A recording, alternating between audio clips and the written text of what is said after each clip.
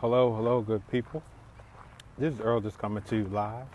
I just wanted to say happy Sunday to everyone. And I don't come on here to do this too often like the way that I should, but um, just wanted to say happy Sunday. I'm going for a nice little walk here in DC. I'm down on the National Mall where I just became like just wanted to just kind of get out of the house and um, just needed to be out and about. And so, what's up, Ken? Look forward to speaking with you tomorrow. But I just wanted to really like talk about this area on transitions and something. It's been like really near and dear to my heart for like a couple of years now, and so it's and I think it's really important because sometimes in the area of transition you may feel as though like you're struggling. You may feel as though like times are really hard. But the one thing that's really happening is that the old thing, you have to put that down to prepare for the new thing. And for many of us, this transition seasons can be very hard because what we did in a previous season, we did it pretty well. And so as you go into this new season, you're trying to carry on from one thing. And it's like we don't want to let it go. And that can be very hard. And so you have to be able to begin to understand what's really going on in your life and begin to understand that what you've been good at in one season, it may help you in the next. Well, it will help you in the next, but you may not do that next thing in the next season. And so you may not be making the kind of money in which you want to, or you could be making great money, but there's always more.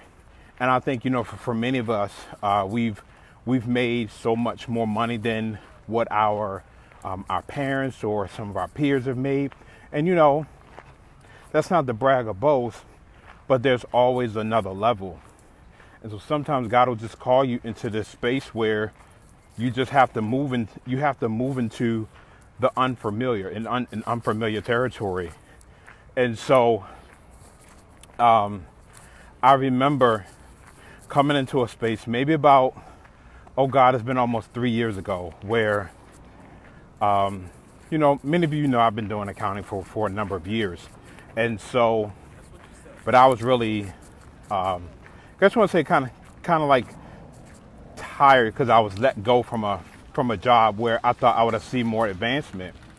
And, but I was working a temp job and I said, you know what? I'm really tired of really going to the job. It was so bad. I was taking an Uber to get to the job and I'm supposed to be there at 9 o'clock. I'm leaving my house at 9 o'clock. It was terrible. And so what ended up happening, I'm just so glad they let me go because I was really there for the money. I just needed to pay the rent. And that's just to keep it 100. And so when they decided to say, hey, this is what it's going to be, I was like, all right, cool. So I just remember the day before I left. And I think it'll come up as an upcoming story soon, is the day before my last day there. I wrote this note to myself, and I said, look, backstory, the job faced Reagan National Airport. And so what I loved about looking out there, because I could see all the planes that would be flying in and out of there. And I would see like, hey, I spoke that there would be a time where I would fly in and out of there and someone would pay for it. And, I just spoke it and I just said, you know what? That's what I really wanted to do. And, if you see me, I like to travel anyway. But when you're in this transition season, you really don't know what's really going on. You're trying to discover yourself.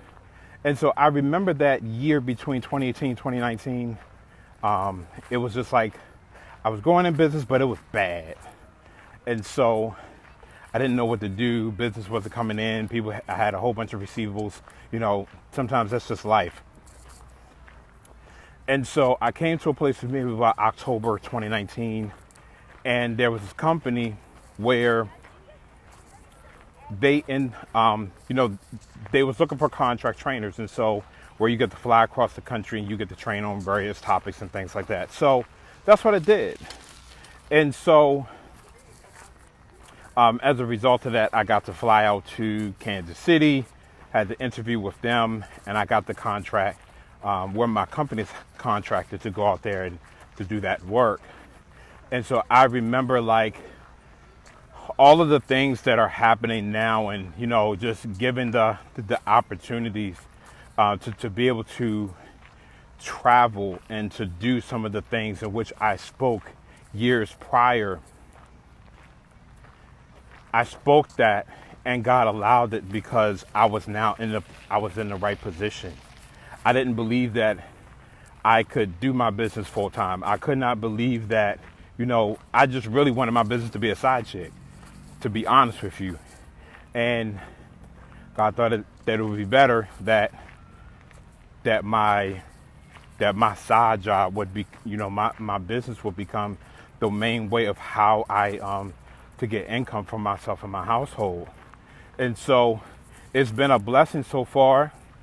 The journey still continues. But I just want to just to encourage people, even in this season of transition, just to keep going, just to continue to evolve and discover yourself, who you are, because, where you are is not by accident. And just because you're there, you're not where you want to be, but you could be a lot further, but you really need supposed to be where you are.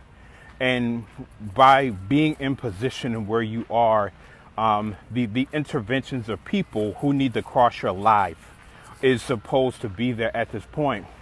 And there's other things like, there was, so for many of you, if you didn't know, it took me 14 and a half years to finish my first college degree. And so I used to feel like a failure during those times. And because I felt like a failure at those times, I thought I wasn't good enough. I thought that I could not live the success and the happiness in which I really desired to live. And so, but I didn't realize is that I was just going through a transition at that stage of my life. And so as a result of, but I had to press forward. I changed jobs, I changed cities, started school in Philadelphia and then ended up finishing school in DC. 6 schools later. So it takes time, but don't discredit the information in which you've learned and the experiences, because it all builds upon one another. And so I of course, I got the degree, and the rest is history. But as a result of taking those 14 and a half years, I was able to meet certain people. I was able to get into, different groups and connect with different, whatever. But had I not did that, I could have been in a career that I wasn't fulfilled. Jobs in which I wanted to go after. Maybe about 6 years ago, I wanted to go for a job with JP Morgan, and I thought I had it. The interviews went really, really well, and they called me up and they said, "No, we didn't. You weren't the one." And I just remember coming home and say, like, God, what's next? Because I thought that I was in the will. I knew that at some point I wasn't going to get the job with the accounting firm. They made that very clear, but I thought this opportunity was going to become available. And so it got shut down. And so I got the job with, one of my last former employers, Cab, worked with them for 2.5 years. And I was able to deal with the issues in which I was called to be able to deal with. They had They had to deal with financial infrastructure issues. So guess what? I was called to come in, clean house, and when the job is done, you gotta go. So if stuff gets shut down, the contract ends up gets messed up, you lose a client, you lose a job. Guess what? If you did your best, that's all you had to do. You did your part. And so, but you have to, just like you said, thank you, Vincent, is that persistence is the key. You just can't just end up just stopping because you just, you lose a client, you lose a job, whatever that is for you. Because that was just a stepping stone for what you were really trying to go after. It wasn't supposed to be an end game. One of the concepts that I really learned in life, maybe I learned this maybe about a year ago, is that some things and some people, some are pillars and some are scaffolds. And with the scaffold, you're just there to get the job done. You get it, and once the job is done, it comes down, you move on to the next project. And then there's pillars where it is foundational. You're going to be there for the lifetime. And so for many of us, we're going to have more pillar situations, more pillar jobs, more pillar connections, relationships, friendships, more than we're going to have pillars. And so, but that's what happens in the transition. You have to be able to take down that old thing to be able to prepare for the new thing. And so it's so important. And what's been very evident for me is, especially in this coronavirus period, and I've just seen some great ways of how God is just calling people to move into the next season of their life. And I mean, like, when he is whipping people into shape, moving them out of their comfort zone. I've just never seen it. He's even done some things in my life. But we can't stay stuck. We can't stay stuck to a town, to a church, to a company, to a business, to whatever it is. We have to be able to see God and be able to say, okay, like, what is next? What is it that, we need to be able to go into? And he'll lead you there. And so, but for many of us, because we've dealt with this loyalty, and loyalty works in many ways, but sometimes loyalty can get us stuck. We can get stuck to systems. We can get stuck to money. We can get stuck to so much stuff, and it does us no good. And so, that right there behind me, that's the new African American museum. That was a quick intermission, but it's an amazing place. If you ever come into DC, feel free to be able to check it out. And actually, in front of me is a national monument. So I'm out here taking my little nightly stroll around town. Yeah. So, but I think this is one of those amazing times where we just need to do something different, and it's going to take us to go outside of our comfort zone to be able to do what we got to do. And if we don't do it, there's people that we're called to serve, to connect with, that they won't be fulfilled because they need to be able to connect with you. There's people, and this could be financially, this could be relationships, this could be friendships, but whatever that is, you have to you have to begin to be put into position. For people who are in business, because you don't have your act together, what happens is that someone will go and invest into someone else, buy someone else's course, program, products, whatever it is, and guess what? Because they were called to you and not them, they're going to end up wasting their money. Hey, CJ. Hey, Shauna. Hey, Vincent. Hey, Ken. So because they're called to you, they need to hear your voice. And because they need to hear your voice, because you have been gifted inside of you to be able to bring prosperity into their life. And prosperity is more than just financially, even though that's a part of it. But you're called to bring the prosperity into that person's life. And because you wanted to be like a scared chicken, you decided that, I'm going to be reserved and conservative. And, damn that.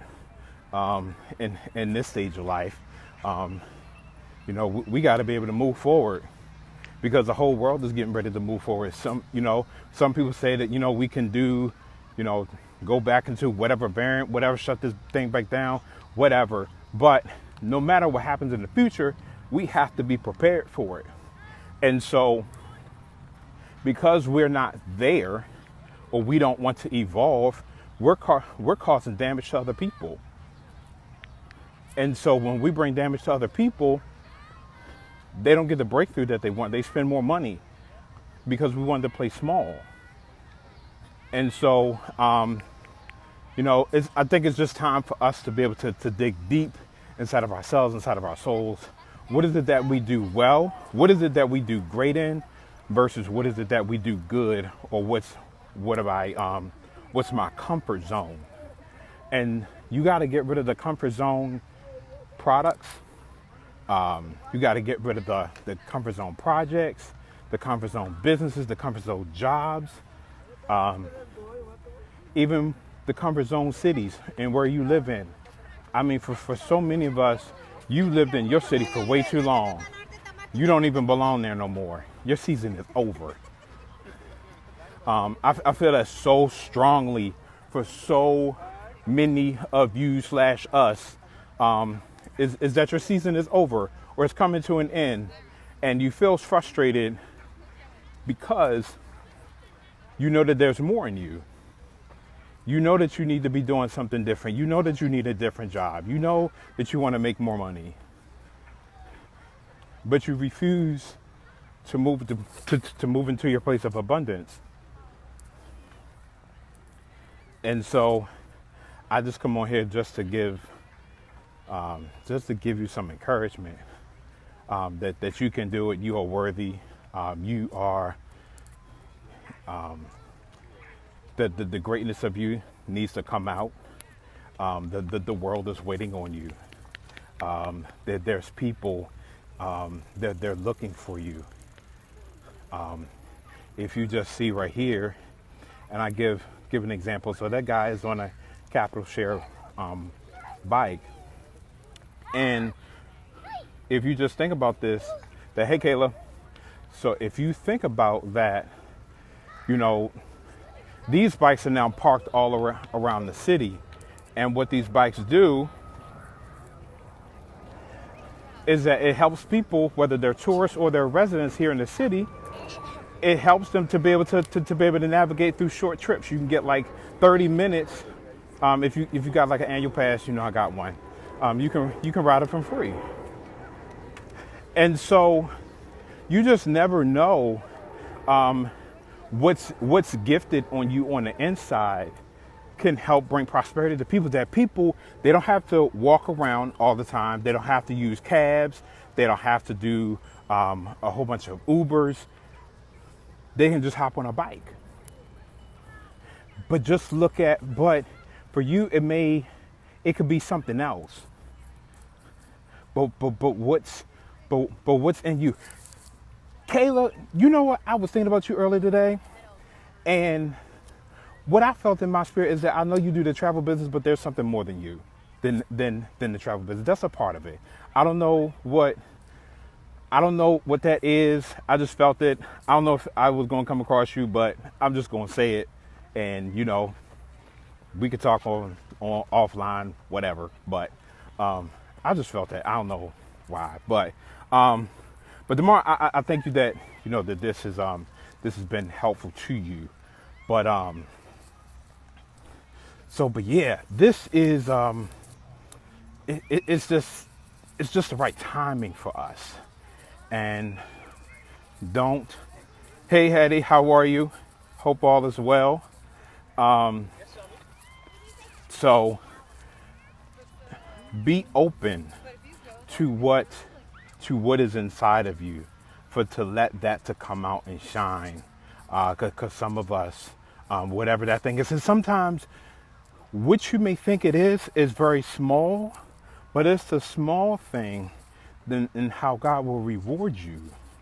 And so I'll tell you, I never thought that I would be doing teaching. I never thought that I'd be training and coaching. I never thought it was something small.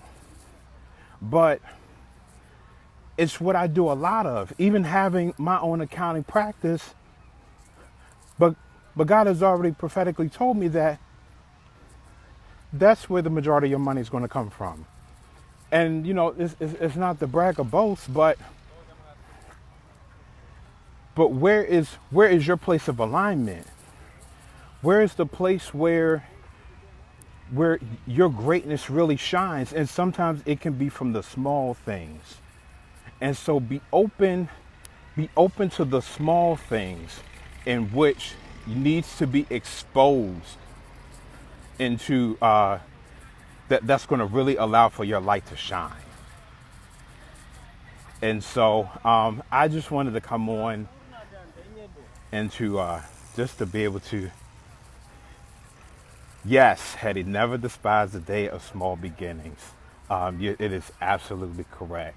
And so I just wanted to just, you know, just to encourage everyone. This is our time, this is our season. We don't know what the world is what's going to happen, good, bad, or indifferent. But even still, just to become aligned to what God is trying to do in our lives, and because it could be a time like this that will allow for you to really start walking into what you're called to do. I'm about to run across this street real quick.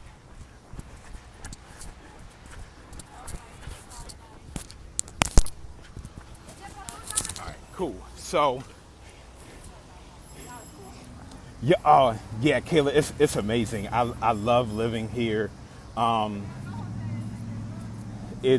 lived here. I think November be 15 years since I moved here. Was here November 2006, and it's been one. I've learned so much living here, and I'll be very honest with you. I am, you know, with the way that God is moving, I am not. I'm open to wherever God wants to take me next, and so I keep myself open and available to what that is. And I understand for many people, for them to get up and relocate, that could be a little bit different. It could be quite difficult, or people can't handle that very easily. But for some of you, you know, if you have the support on whatever your next thing is, if you got to get up and move, especially like my single people, you're not married, you ain't got no kids, you got to get up and move. What's stopping you? I mean, like, even if you like messed up and it wasn't in God's will, or it was out of God's timing, then guess what? He'll either nudge you to say, okay, this is not time, or he's going to tell you to pursue. What's up, traveling man, Alonzo? See, Alonzo, that's my guy. This is my walking partner. We walk across DC, and Alonzo travels more than I do. So I see you posting about all these cities that you're going to, but I'm gonna leave that alone. Yeah, Kayla, if that's where God wants her to move, come on, bring the kids, the kids, the grandkids. You know, whether she stays in DC or she lives in the surrounding counties, I think it's a great area. I think it's a great area to live. You know, you deal with a lot of people who are a lot of educated people, and you can find them anywhere. But this was one of the many places, probably outside of Atlanta, where I've seen the most African American people, or a highly concentrated of educated people in many different countries, or in many different backgrounds and cultures, but especially in as an African American. And so what I found is to be very great about being in that environment. But if she's looking into going to government, or government contracting, education, we have a lot of schools that's here in the DC area, or whatever that she want to get into, she can plug right on in, because I think there's a lot of opportunities, not only that people have created, but also that she can create herself. And so that's what I like about living here. So, Alonzo, are you back from Chicago? I saw you at New Life this morning. So, but yeah, it's, as I said, for many of us who are single, unmarried, ain't got no kids, you can just move. Just make sure that you're going into the right place. Oh. So you moving to the right place. And I remember what was really pretty cool, a church that I'm connected to in Colorado, and it was actually pretty dope that he said it, is that your name means something. And so there's a reason why you're named the way that you're named, and for you to understand the meaning of your name, and also look at the cities in which you want to live or you want to move to. Because there are certain cities where you may want to go there to travel, but you're not supposed to live there. I remember, most people don't know, I wanted to move to New York when I wanted to go to NYU for undergrad. And for some reason, that thing did not work. I remember my sister praying against it, even though she's the one that took me up to New York City to go to the doggone college tour. And so, but I remember, just like, even coming from a 2-parent home in Baltimore, I would have been completely culture shock leaving DC and going to New York City for undergrad. That would have been a bad situation. Bad. So Philadelphia was a great medium point. And so, but even still, like, I just couldn't find myself there. Even when I did my little renegade, I found myself homeless at 21 and went to go stay with someone in upstate New York for like 6 months. It didn't last even then. So, but it was a great place to travel to, but for me to live there, it was a no-go. So I think now, learning more about me, myself, like Earl means like nobleman. And so it's like, okay, well, that deals with like education, being scholarly, all that other stuff. And I was like, okay, well, this kind of makes sense why education is always in my face, or why I won't be able to let go of it, because it's always there. It's within the name, and especially to be able to teach people, but also to be able to learn and think and stuff like that. But I just share with you that for many of you, while you're in this transition, is to learn who you are. And that's where I was going about, knowing what your name means, your first, your middle, your last name. What's the city that you're sitting in? Why are you still there for all these years? Why did you end up, what city did you come from? And so it really kind of deals with the overall purpose and what you deal with in your life. And so I just share that to encourage you as you come along this journey in terms of whatever your next thing is. Because I'll tell you, while I'm not completely all the way there, I know I'm starting to move into what that next season is. And as I said, it's an overall, it's a journey. So, but yeah, that's what I pretty much wanted to be able to share. And but